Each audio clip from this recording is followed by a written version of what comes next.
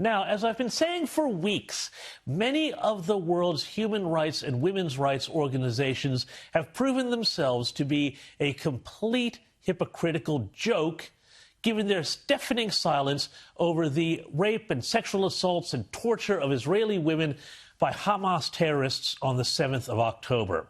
And more evidence continues to pile up. This week it was revealed that two senior Liberal MPs, though, were confronted by the chair of the UN Women Australia organization over their criticism of the UN body for its almost 2-month silence about Hamas's crimes. Joining me now to get the details is Liberal Senator for Tasmania, Claire Chandler. Senator, thank you so much, and you have been such a strong advocate on these issues. Take us through the details here and explain just what happened.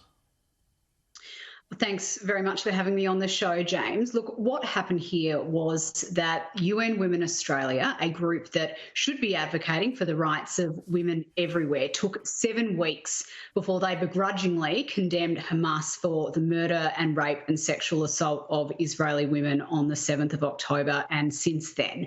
And I think quite rightly, a couple of my Liberal colleagues, Sarah Henderson and Georgie Crozier from Victoria, both called out that abhorrent behaviour on behalf of the UN Women Australia organisation, their complete failure to condemn Hamas, and from the sounds of it have since found themselves at the end of criticism from the chair of UN Women Australia for calling out UN Women's very own bad behaviour. So I think this is a bit of a sad reflection on this organisation that already wasn't doing anywhere near enough to defend women's rights, but to then come out and criticise people for rightly pointing that out, I think is pretty disgraceful.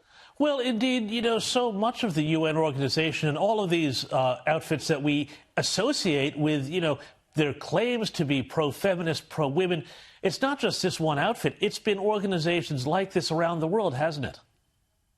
Well, that's right, James. And look, I don't want to make any reflections on the worldwide feminist movement, because I know there are many women who call themselves feminists who have spoken out against what is happening to Israeli women, and I congratulate them for that. But what I think this demonstrates with UN Women in particular is this broader issue that we are seeing now of how institutionalised anti-Semitism has become. You only have to look at some of the evidence that's been provided in US Congress over the last week of heads of universities unable to condemn clearly anti-Semitic behaviour on their campuses to know that this is a very, very broad and very deep problem. And what we're seeing from UN Women is just the latest example of that. And I mean, Senator, you bring up what happened at Harvard and these other universities in the United States. We've seen a little bit of that here. How much of this, then, it really ties up into the bigger issue that identity politics around both gender, and we've seen that from issues around the trans issue here, but then also, race and identity, they all wind up coming back and mixing in these very sorts of unfortunate ways, don't they?